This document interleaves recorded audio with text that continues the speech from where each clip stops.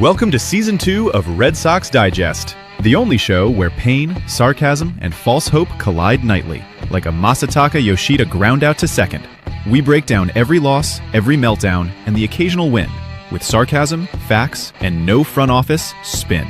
Subscribe today at RedSoxDigest.com, or keep wondering how a wildcard team spent an entire offseason avoiding power hitters. And now, here's the crew at Red Sox Digest.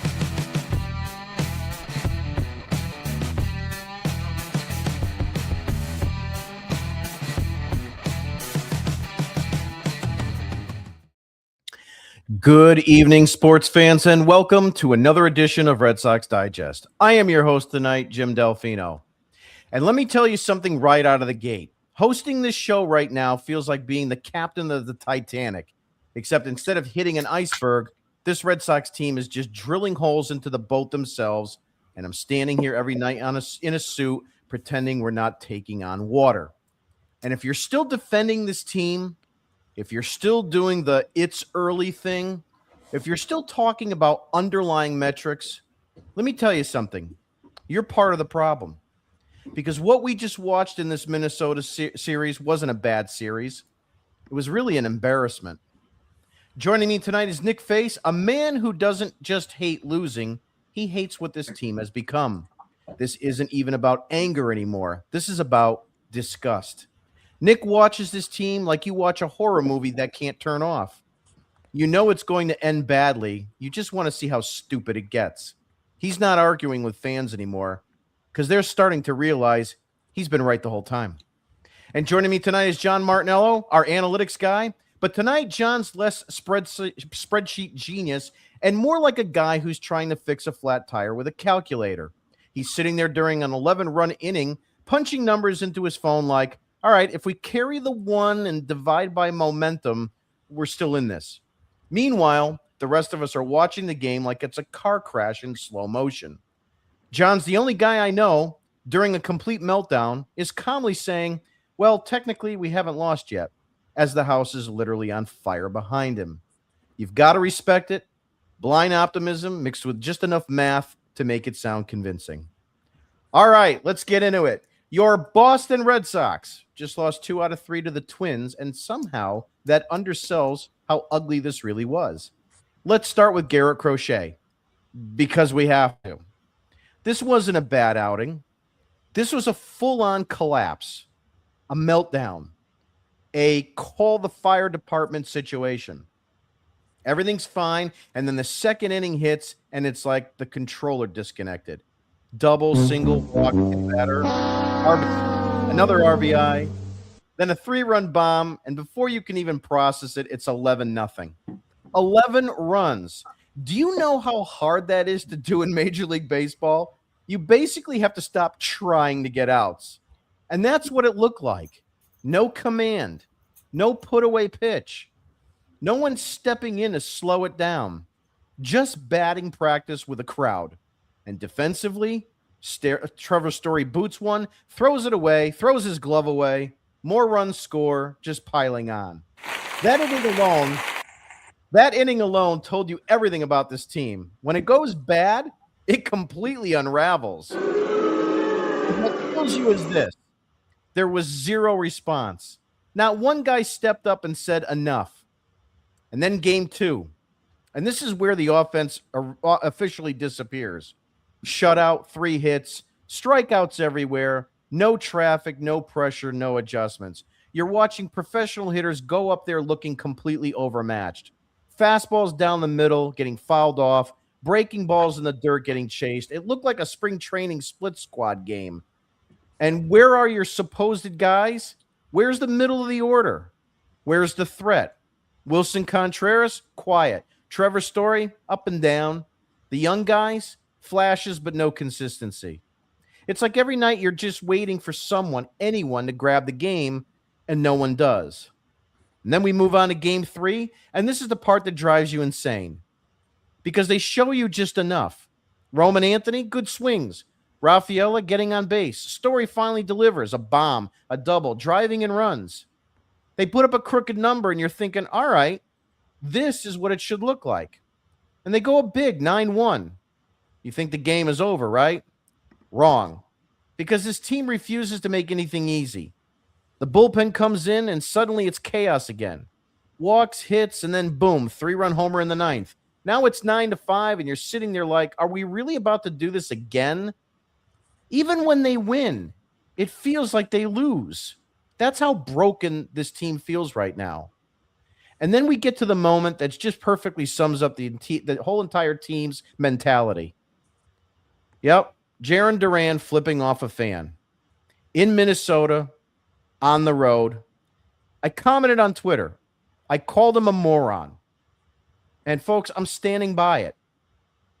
For all those fair-weather Red Sox fans that came at me last night and today about my tweet, let me just share this with you. Webster's Dictionary defines moron as a foolish person. Jarren Duran is a foolish person. The fan in the stands was a foolish person. Listen, I understand the frustration. I really do. But you don't get to do what he did. Not when you're playing like this. Not when your team just got embarrassed in the series. You want to show fire? Play better. You want to silence the fans? Win some games. That's the standard. And right now, that standard is nowhere to be found. And let me just expand on the Duran moment for a second. You're a professional, period. You wear a major league uniform that comes with a higher standard, whether you like it or not. You don't get to act like a fan in the stands just because someone chirped at you. Ballpark Buzz said to me, it's about respect. Respect for Jarren Duran? Stop. Enough is enough. This isn't about protecting feelings. This is Major League Baseball. Sticks and stones, my friend. Fans are going to say whatever they want, especially when the team is playing like this. The response isn't flipping someone off. The response is play better. The response is winning. Anything else just makes you look like noise is getting to you. And right now, this team already looks rattled enough. Which brings us to the bigger question. Has Alex Cora lost this team? Because I'm watching this group and I don't see urgency. I don't see discipline. I don't see in-game adjustments. I see the same nonsense on repeat. Bad at bats, pitchers unraveling with nobody stopping it, defensive lapses, mental mistakes, and the worst part, they look comfortable with it. That, my friends, is a culture problem, not a talent. That's tone. And if you're paying attention today, fans, media, everyone, the patience is gone. It's not running low. It's gone because this team has no identity. They're not gritty. They're not dominant. They're not developing cleanly. They're not even competing seriously. They're just floating. And floating teams don't win anything. So I'm going to say this directly to all of you, the listener. Stop giving this team a pass.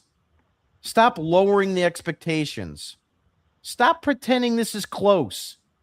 It's not close. This is a team that gets punched in the mouth, and instead of punching back, they look around waiting for someone else to do it. And no one ever does. And until that changes, nothing else matters. Not the prospects, not the lineup changes, not the analytics. Because right now, this team isn't just losing. They're unraveling in real time. I've said enough. It's time for us to face the facts. It's time for Face the Facts, where excuses get laughed out of the room, your feelings are irrelevant, and your opinion probably doesn't matter. No spin, no cope, just the facts. And now, your esteemed host, Nick Face.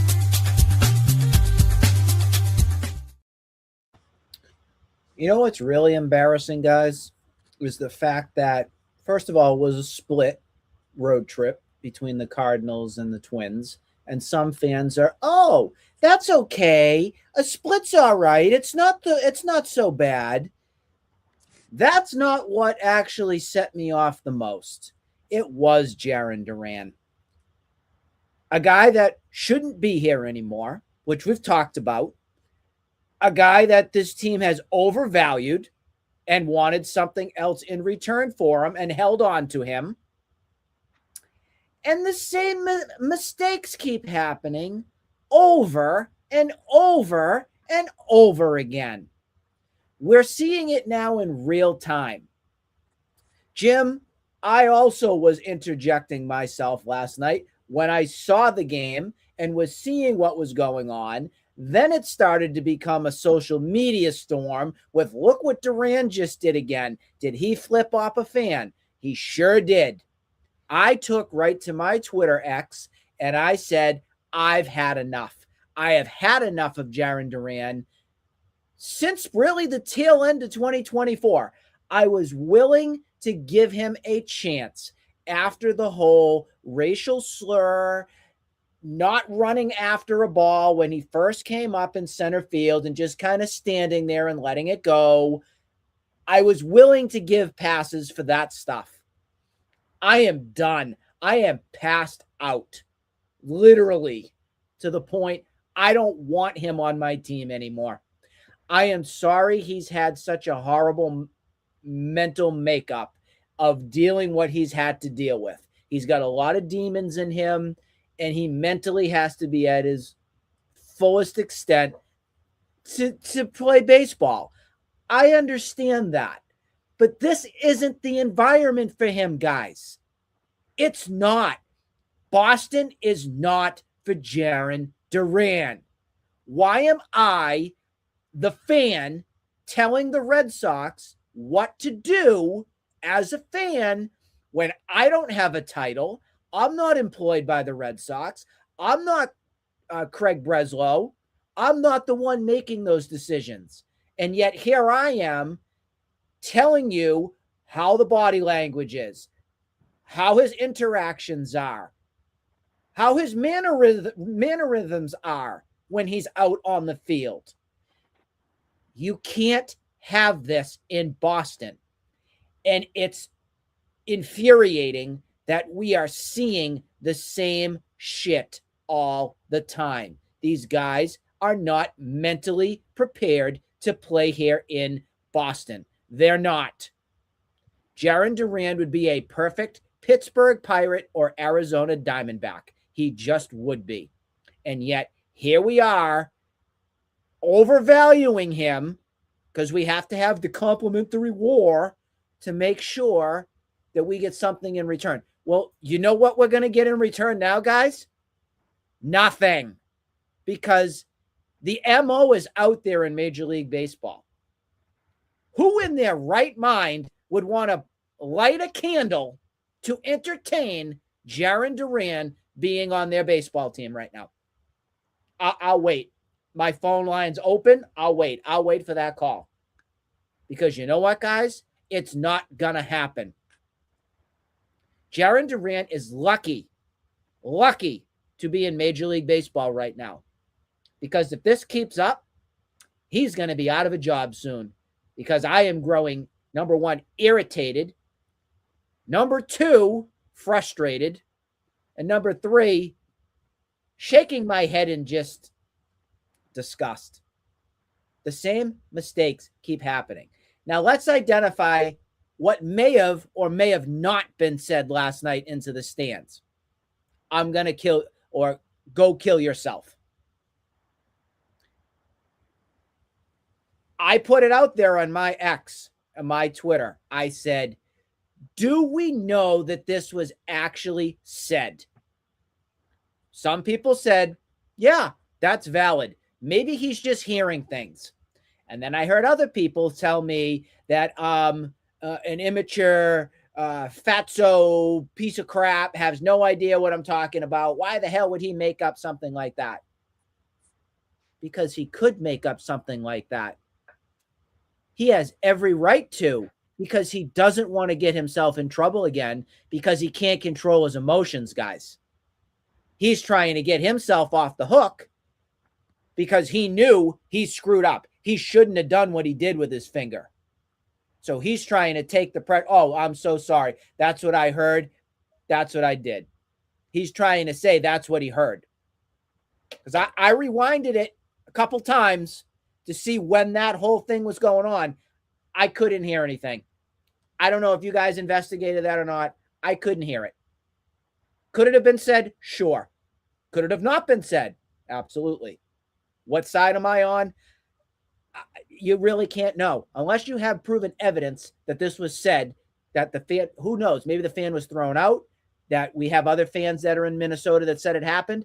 I didn't hear any of that stuff. Crickets.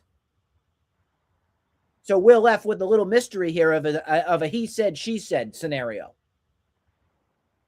And it's really unfortunate that this ends up taking center stage of this team, because this team right now could not be more unlikable than they are right now. Even fanboy Jared Carabas, who was on the Baseball Reporters tonight with Tony Maz, he even said he does not like this team. And I think when you hear something like that from one of your biggest cheerleaders and all of that, when you have some people in the media that are now saying that this team is just not likable, that they don't have a thump, that they don't have a heartbeat, that they don't have anything going on, it's very sad. And this is early here in the season. We haven't even played a month of baseball yet. And this is where we're at right now. It's unbelievable with it. I'd love to hear your guys' take on this whole Duran thing too. Yeah, I just want to interject on some of that. You brought up a really good point and a great take, because some of the arguing that I did on Twitter today with other fans was that, I jumped to conclusions and I, wasn't sure of all the facts about what was said and so forth. And my answer to that is it doesn't matter. The reality is, and I'm going to stick by this, as I said in the monologue, you are a professional athlete. We understand that you have problems. Everyone has problems. Everyone has family issues. Everyone has skeletons in the closet. Everyone has something. No one is absolved from anything. But you still have to go out and be professional no matter what. Nick, if someone came into your store today and said you were a guinea, are you going to flip them the bird? No. I'm sure John wouldn't do that either. I wouldn't in my practice, because I would say, have a nice day. This place is not for you. Thanks for coming in. And leave it at that. And that's it. You don't do that. You are a professional athlete. You are in the limelight. You are center stage. And you're also, like I said, on a team that is really flailing right now. And you need to exercise better actions than was done. Am I saying the fan was right? No. Am I saying Duran was justified? No. What I'm saying is the right thing didn't happen. And he also setting an example, Jim, too. I mean, there's young kids that, I teach in our programs and stuff on which athletes do you really want to look up to or emulate, and kind of the ones that set the right example. I would never in a million years tell one of my kids in my programs that I want them to be a fan of Jarren Duran. I wouldn't feel comfortable with doing that. Yeah. Because he's such a loose cannon, you have no idea what to expect. It's scary. Jarren Duran is not a good representation of the game. When you look at players currently, Shohei Ohtani, faces of the franchise, that's not who you want. Tonight's Face the Facts is brought to you by the Red Sox Excuse Generator 3000. Just press a button and it spits out classics like "It's early, small sample size, and we actually hit the ball hard tonight." Perfect for fans, Alex Cora, front offices, and anyone still pretending this team is one adjustment away from greatness. Batteries are not included. You have to pay for them, much like the hitting. Time for the Martinello Minute. And now the part they don't want said out loud. No spreadsheets or corporate spin, just the truth, raw and impatient. This is the Martinello Minute. Yeah, so Red Sox lost the series 2-1, which means that they finished their road trip 3-3. Going 500 on the road isn't necessarily bad. And to be fair, the Twins were obviously cheating. They had our pitch com or something. But Crochet in game 1 and the bats in game 2, that's just unacceptable. I don't really need to go over the series. It's pretty straightforward. We know the recipe for what this team is. If you pitch well, you win. You pitch bad, you lose. And thus far, now 18 games in, they've pitched bad more times than they've pitched good, and that's what the record reflects. But as Jim and Nick were going about earlier, the Jarren Duran middle finger incident. I put out a tweet as it kind of came to light, and I posted it while the game was going on, and we didn't know yet what the fan may or may not have said. But I called him a child. I said that he isn't mature, and the child's comment is harsh. I'll agree with that, but the maturity aspect is 100% true. Personally, at the time, I thought that somebody was just throwing comments out along the lines of a couple of the words. For Duran's case, I actually don't necessarily disagree with how he responded to it, just because we've seen far worse from him in the past. But that doesn't mean that it's right by any means. Duran enables fans and he enables and really just eggs them on to continue to say heinous things towards him because people know that he's going to give them a response. I get that he's dealt with a lot of mental stuff over the years, and especially on a subject of what the comment he said, or what was reported was said. But he needs to learn how to take that moral high ground, as Nick was saying, and ignore the comments. It's easy for us to say on here that that's what he has to do, but he's portrayed as a leader in the clubhouse, and leaders don't get provoked from heckles or immature things that fans say. And he definitely doesn't. And, he doesn't. And what leaders do are handle their emotions in a much different manner. For what it's worth, like I hope that the fan that Duran told to go off himself was escorted out of the game. I hope that he was banned from attending Twin games for the rest of the year, and even MLB games for the rest of the year. That's kind of what my thoughts are at this time on it. But Red Sox win today 9-5, so that's cool. Yeah, John, I was gonna say that's the thing. I feel like if this was actually said verbatim, word for word, we'd hear something. Like Red Sox fans who traveled 2 games, somebody had to hear something. And we haven't heard anything from this to back any of it up. I'm a big guy when it comes to evidence and facts. Give me those. And I haven't seen anything come out yet. I'm not saying nothing was said. I'm not saying that. But I'm not seeing anything out here that states the case of what Duran's actions are called for from this. I'm not seeing anything.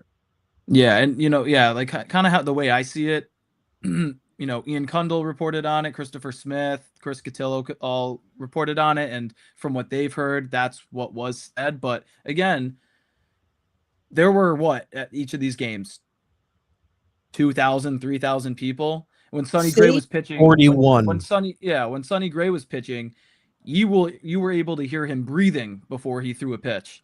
Yeah. You were able to hear every single Crochet comment that was said out of his mouth after, he gave up home run after home run after home run.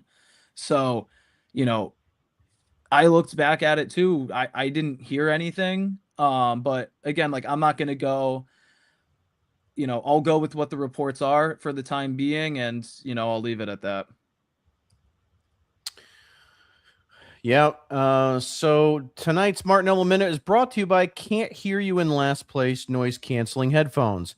specifically designed to block out Twins fans, scoreboard announcements, and any mention of that 11-run inning. Just slip them on and enjoy pure silence, because it's a lot better than listening to the truth. I want to kind of flip gears a little bit. Let's take a look at the standings as well as the upcoming series. And You really want to look at the standings? Really? Yes, because this is what I want to tell you, Nick. Before you came on, John and I were discussing this in kind of hindsight, how, let me start it with this. John said, and I'm taking words out of his mouth, but he said, I look at the season and I look at the American League, and I'm not going to start getting all crazy about where we are right now. There's still a lot of season left and all that. And I don't want to put words in your mouth, John, but my response to him was like, I get all that. And there is, they're 3 games out of the division in last place. But the reality is they could be so far much better if they just had more consistency, maybe gotten that right-handed power bat in the offseason, got that Joe Ryan number 2 starter.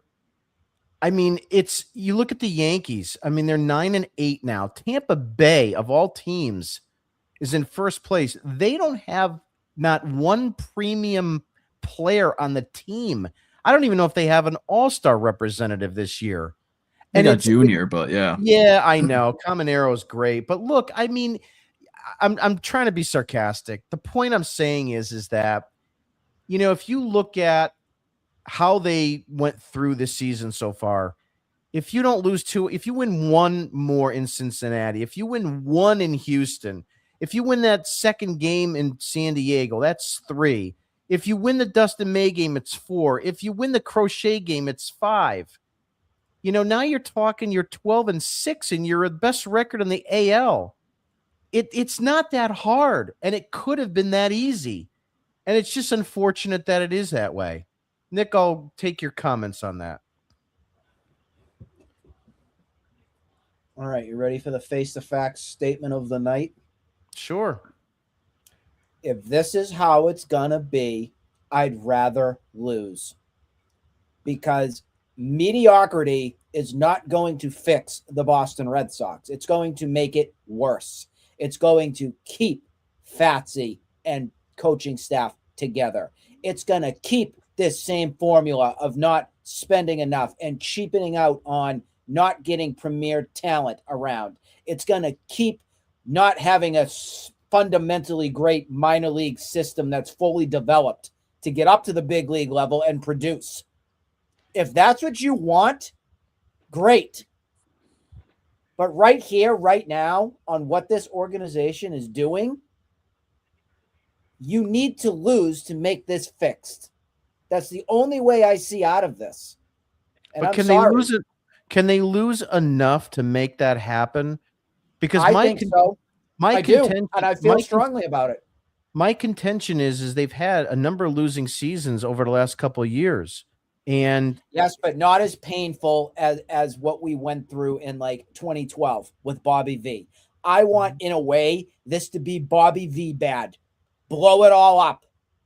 Yeah, and to the point of those 22, 23 seasons, they didn't do too much after those just because of all of the, the entire minor league system and what they knew they had coming up here. And, now it's here and it's still obviously it's not enough. I want to. That's why I look at it. I look at it and say, as much as I want them to win, I think they would win, and everything falls off the choo-choo train. Yeah. Meaning, like it's going to be status quo. You're going to keep everything the same, and we're going to go through another 4 or 5 years of this torture. And I don't want to do that to myself anymore. I want change. I want change more than anything on this entire organization. Yeah, just to kind of switch gears for a second on the payroll. So Tony Maserati was talking about this, I think, in the Baseball Reporters, or was on Felger and Maz, and it was interesting. He had an article as well. I kind of quote tweeted it for everybody. the Red Sox, I think the 2026 Red Sox are going to be in 12th in baseball for payroll. And their payroll numbers and their luxury tax numbers couldn't be further apart from themselves.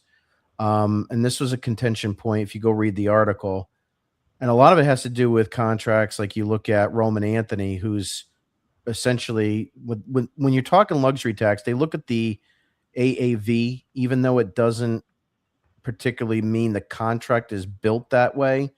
So, for example, I think Roman Anthony's on the books for 16 million a season, something of that nature, but he's only making 2 million this year, or a little over 2 million. And how that works is that as the years go on, that contract is backloaded, but the luxury tax hit is early.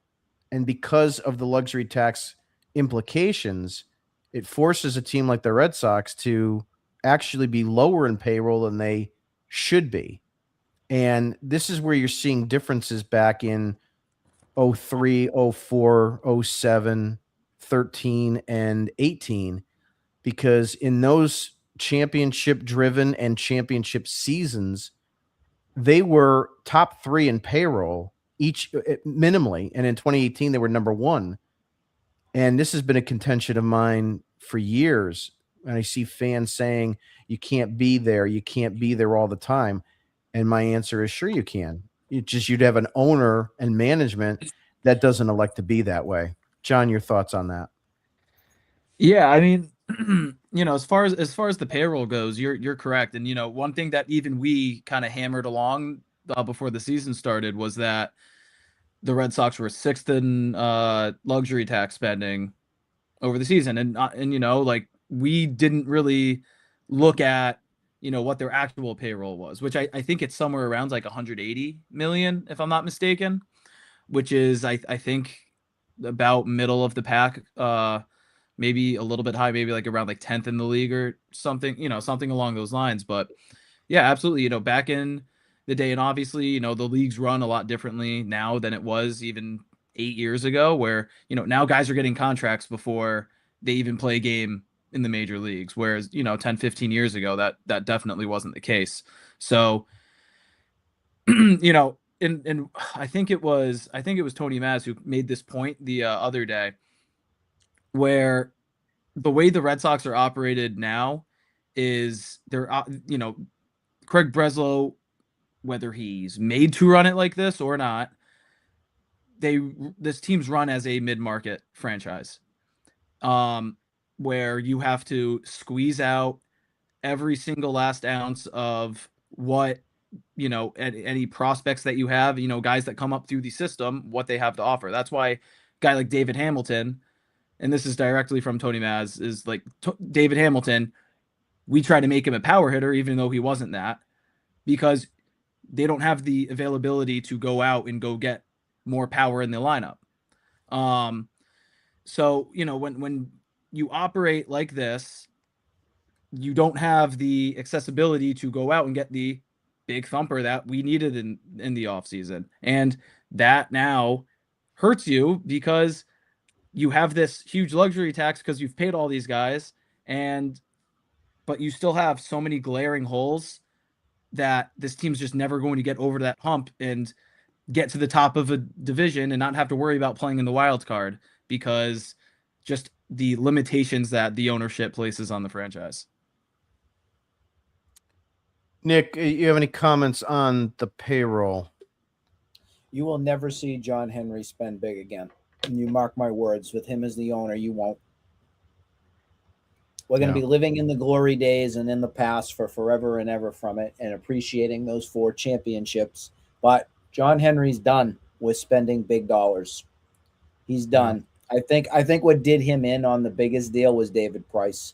I think after he felt of getting burnt on that deal, even though David Price ended up becoming a world champion, was his time in Boston great by any means? No. But did he rise to the occasion when it mattered? Yes. He showed up when it mattered. So in a way, that contract wasn't as bad as a Pablo Sandoval's was for that nature. But I don't think that we'll see anything with John Henry that shows us that he's committed to winning anymore. I don't. Yeah, and a lot of it has to do with the fact that they're, Fenway, Four Corners, and the restaurants and everything that are all about the city of Boston. They're making MGM, all of the they're- infrastructure there. yeah, It's they are printing money. Disney un- World. Yeah, it's Disney World, and that's exactly right. Because whether you're a diehard Red Sox fan like we are, or you're just a casual fan that's coming for a weekend, they're going to get the money.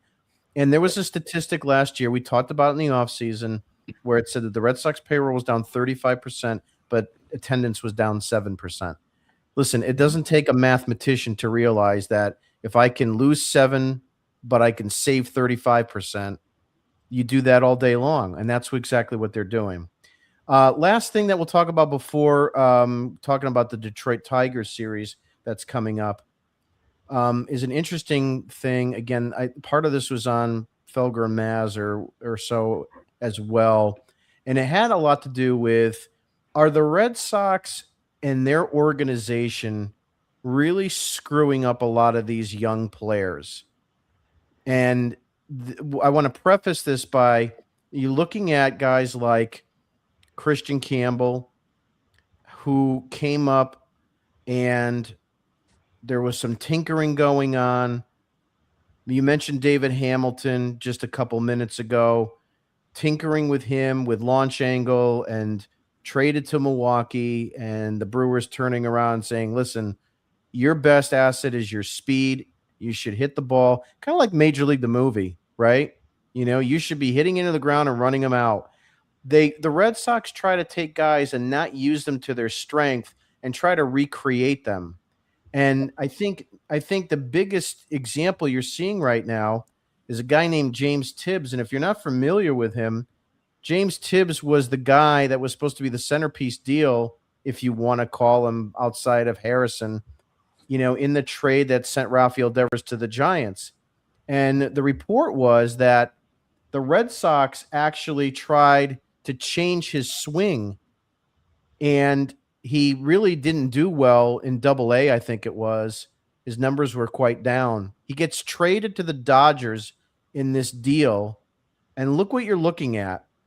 The Dodgers said to him, go back to the way you used to hit in college. They reworked his swing to, get that working again. And now you're seeing a guy with minor league statistics hitting a 323 with 8 home runs and 14 RBIs in 65 at-bats. John, your thoughts? Yeah, and not to mention he's in the midst of a 3 for 30 slump right now, and those are what his numbers still are. But yeah, I have a lot of opinions on the drive line that the Red Sox rely so heavily on, and my biggest irk with them is just that their philosophy is really just pull the ball and pull the ball hard, where hitting the ball hard 100% agree with, but they want you to tweak the swing so that your ideal, launch angle, attack angle, all that stuff is pull side, ball in the air. Where a lot of these guys, like we've seen it with Durbin, where the guy just flat out cannot hit when he, with that philosophy under his belt. And it with Campbell, granted his injury really hurt him a lot, but that guy, I don't even know what the hell they did with him. He just can't pull a baseball anymore. So I don't know what the hell Driveline's doing with him. And he's their poster child. Very well known and throughout the Red Sox minor league system. Christian Campbell, I don't want to say was on the opening day roster last year because of he was just a yes man for the organization, but it's not entirely wrong to say that. He took a contract deal. He accepted the contract extension, but a little bit of also just he never said no to anything that the Red Sox said, and they rewarded him for that, which he's not wrong for doing. But Driveline I think is good in the sense of getting swing speed up, but the whole pull the ball in the air philosophy, I get analytically it may look good for guys that it does work for. It's just like how Aaron Judge's swing works really well for him. It doesn't work really well for 99% of other people. And I'm not saying the drive line doesn't work for 99% of people, but it doesn't work for everybody. And I think that's really where the minor league development and even major league development for the Red Sox is failing right now. Nick, same question to you as it relates to the Red Sox inability to get the best out of their players by trying to reestablish the way that they play the game to their wants versus what's best for the player. And is James Tibbs, a perfect example of this? He's just one of many examples. The one that's just right on my brain right now was Ryan Brazier. Ryan Brazier was a guy that was a cast-off, and the Red Sox were trying to make it work with Brazier. And then the Dodgers, they released Ryan Brazier, got released, then the Dodgers picked him up. And look what the Dodgers were able to do. They were able to fix him and make him a big piece of their bullpen. I think it was about 2 years ago. Yeah, it was during 24. Or 2024, that's right. And turned his career around. And then he left the Dodgers and then Cubs, and then he went downhill. I look at the Dodgers, obviously, as the premier organization on doing things the right way. You have a general manager that knows what he's doing. You have a coaching staff that, for the most part, knows what they're doing. A minor league system. Obviously, look at James Tibbs with everything that he's doing right there. Their approaches go with the strength of the player. I'm going to repeat that. Their approaches go with the strength of the player, not the drive line philosophy of launching the damn thing to the moon. It is the stupidest, most flawed approach this organization has preached to their team for far too long. I wish Jim Rice would stand up to these imbeciles, take a bat. Who cares if it's, I'm not a violence guy, but take the goddamn bat and swat the hell out of them all and get them out of here like they're annoying little mosquitoes. I despise Driveline. I despise it because it has single-handedly ruined the offensive approaches for so many of these guys on this team. I'm sick of it. Caleb Durbin's skill set is contact. Drive the ball the other way. And yet, here we go. Oh, I'm going to launch this one over the monster. Jarren Duran, a classic example. Jarren Duran would excel with a team like the Dodgers or, again, a lower market team because he'll play at his skill set. The Brewers would be a fantastic spot for him because they would make the same exact approach that they're using with David Hamilton translate over to Jarren Duran. And Jarren Duran on another organization would probably be an all-star again. Yes, you just heard that out of my mouth. He would. Oh, I completely agree with I agree with you. Walker Buehler. He just goes with the Padres. Walker Buehler just had a nice serviceable start against the Red Sox. Made the Red Sox look like they were facing Nolan Ryan, for Christ's sakes. Look what the Brewers. I see the view count still going as I speak, and I love that because it shows people that I know what I'm talking about. There's got to be more people out there that feel the same way we do. We're sick of these systematic approaches with this organization not working. Nick, Quinn Priester from last year, Kyle Harrison from this year.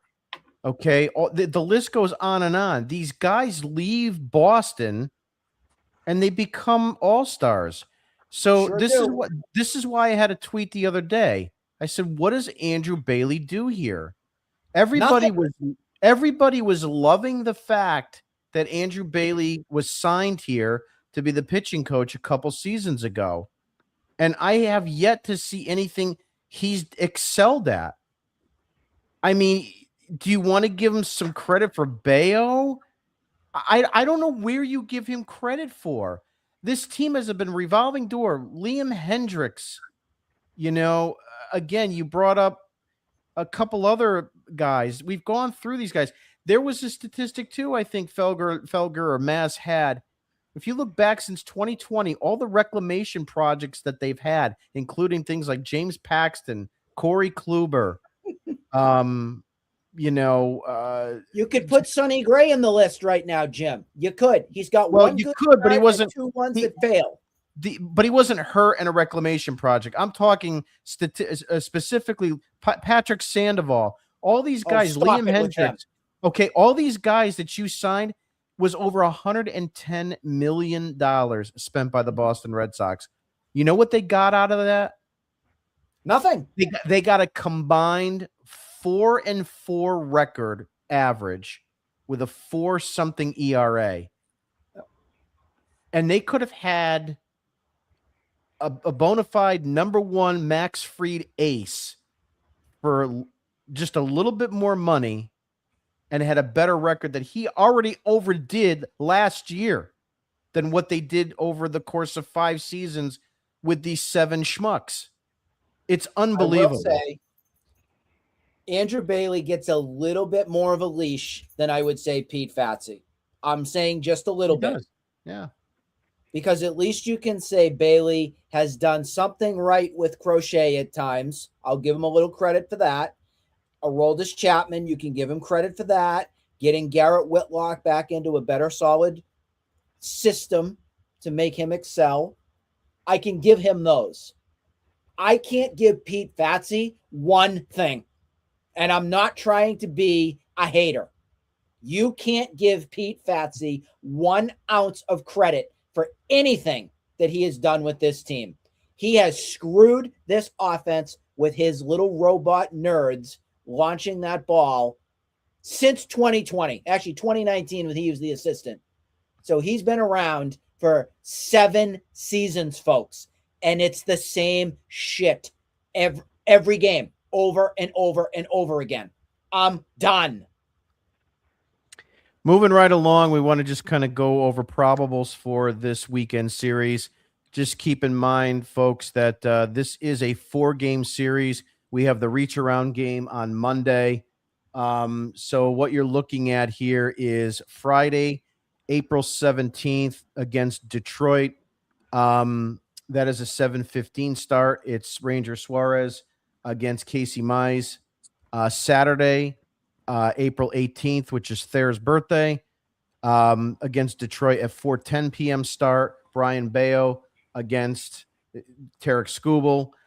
And then Sunday is a 1:35 start.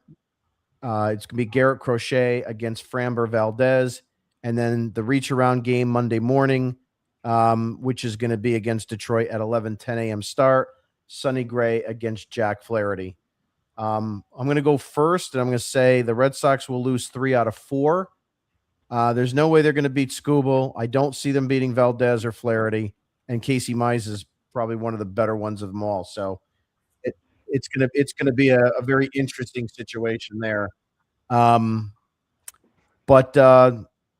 don't expect to watch the game on Friday, folks, because it's on Apple TV.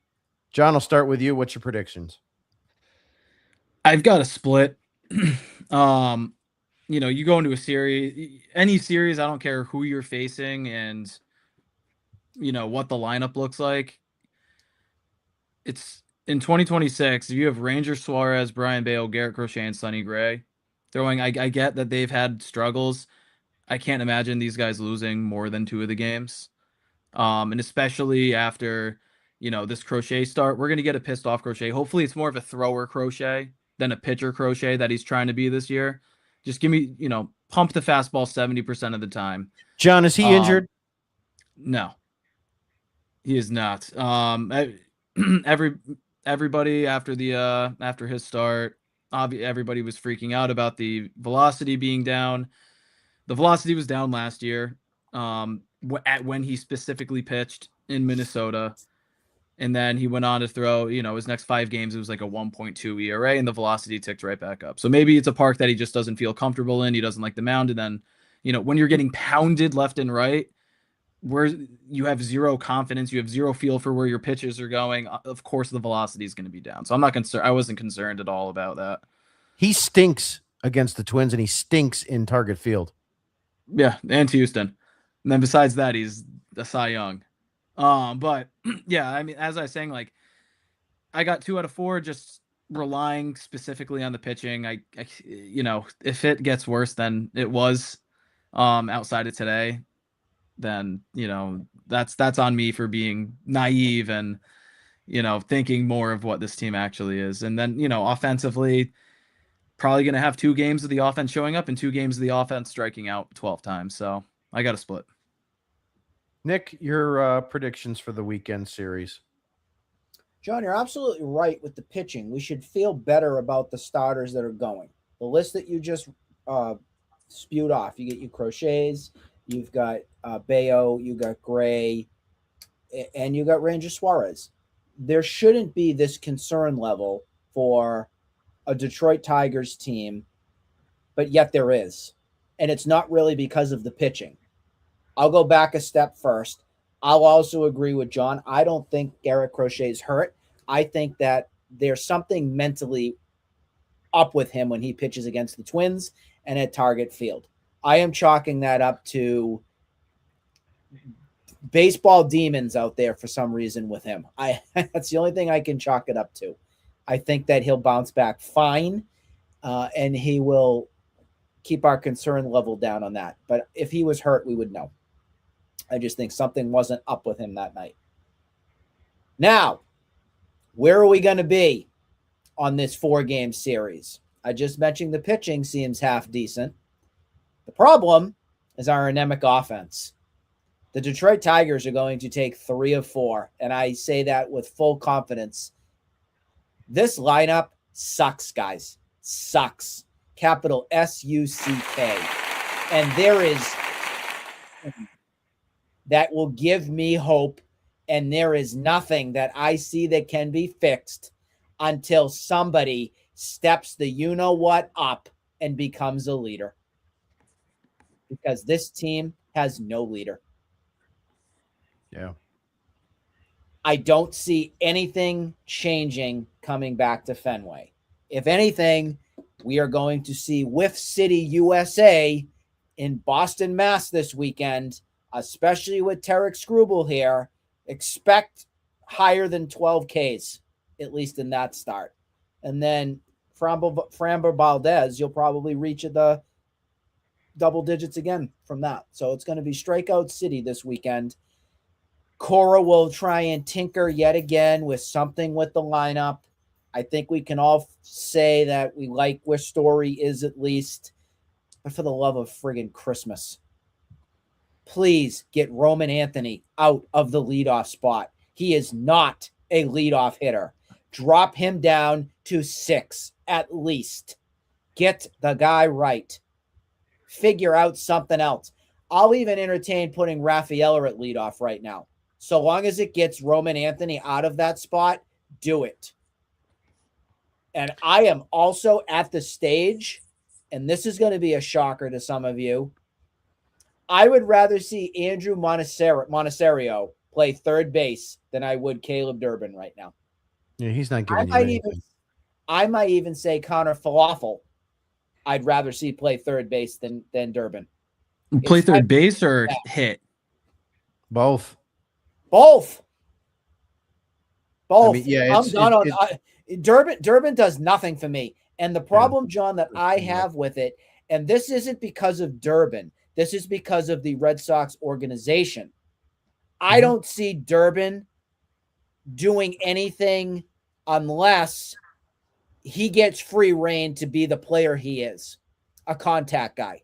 If he can go back to that approach and he's allowed to be trusted to do his thing, then I say I'm okay with it. But because of the stubbornness and stupidity of the systems that the Red Sox preach here, I think what we're going to see with Durbin right now is who we're going to get. And I am really upset with that because I was happy and I was big on Durbin coming here. And I'm already telling you right now, I think it's going to be a big fail. Unfortunately, I just do. Because I don't know if he can get out of this funk because of what has been preached to him on this organization. Again, another organization fail. The other thing I want to mention quickly is that you guys have to make a decision here.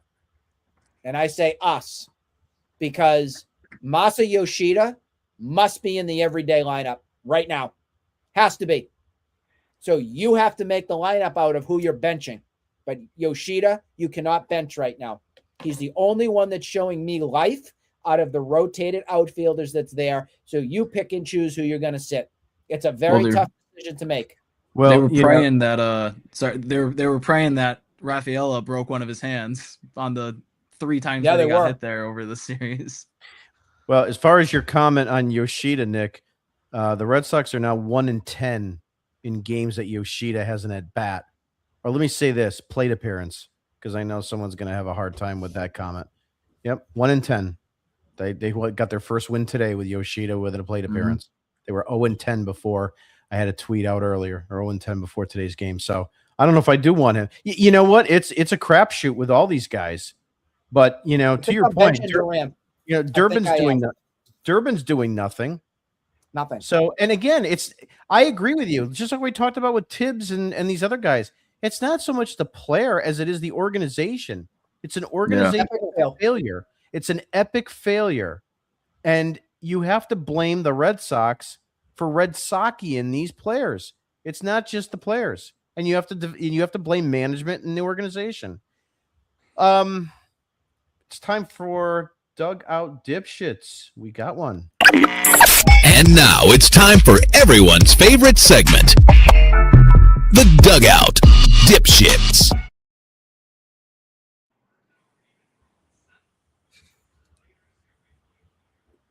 I think I'll leave it just like that. No words or all the words. That's your Dugout Dipshit for today. Moving on to comments. Let's see what we got here.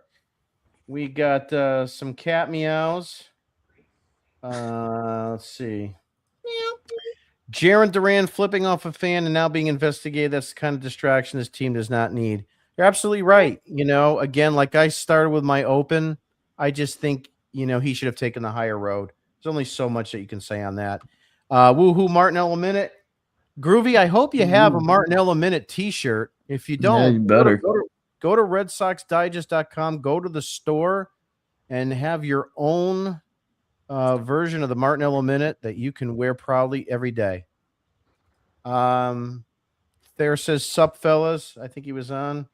A couple comments there, even on Twitch. He says, it's not just John Henry. I'm more pissed off at Mr. Megalomania, Alex, Doc Rivers, Cora. Yeah, I mean, look, I'm not a Cora. Everybody that knows me knows I'm not a Cora fan. Nick, I think you're a big no on Cora. I think you were out in 2019 because I know I was. Cora said at the end of 2018, if you liked what you saw this year, wait till you see us next year. And there's a difference between confidence and showboating, and that's the problem there. I was, of course, screwed Christian Campbell after tremendous April. Cora tinkered with his batting hitting stance, and the kid is still screwed up now. The kid can't hit. He doesn't have a position, and he's making $60 million. He's the richest guy in Worcester. So, I mean, that's where we're at. That said, any closing thoughts? Nick, I'll start with you.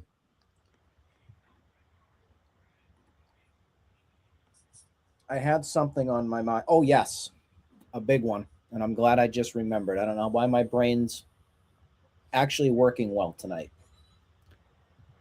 I have your next manager for the Boston Red Sox ready to go.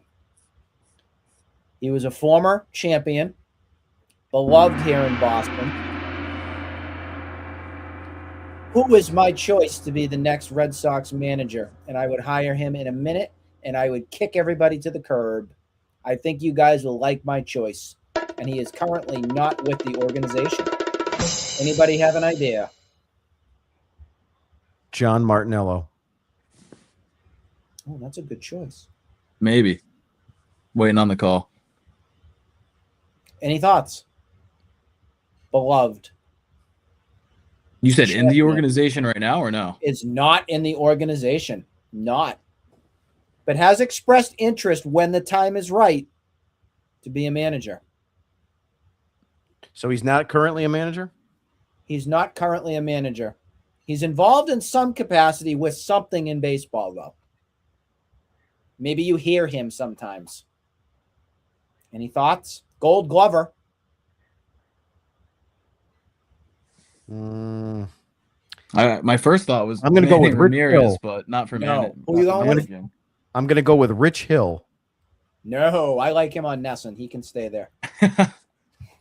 Stay over there, old man. I got River. nothing. Rich Hill is the only guy who's actually played. I put this tweet out because he said he played with. I forgot who it was now.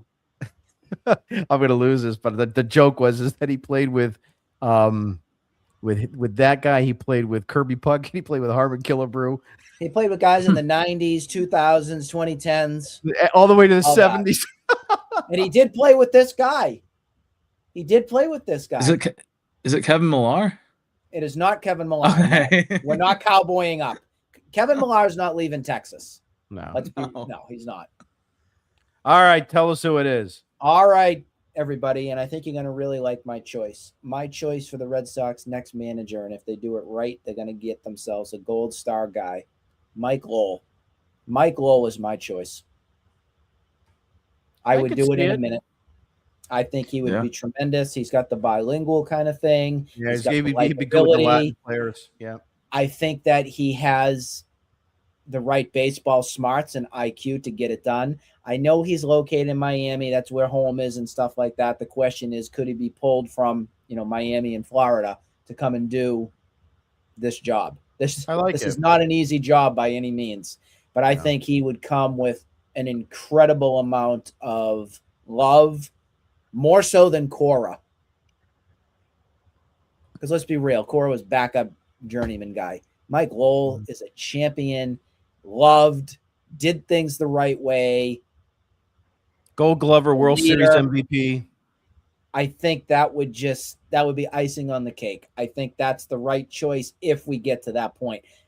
I do not want Jason Varitek as I want Varitek Gonzoville. So I'm going to head for the hills because Catherine Varitek's going to come for me. Goodbye. John, closing thoughts. Just these guys got to figure out something.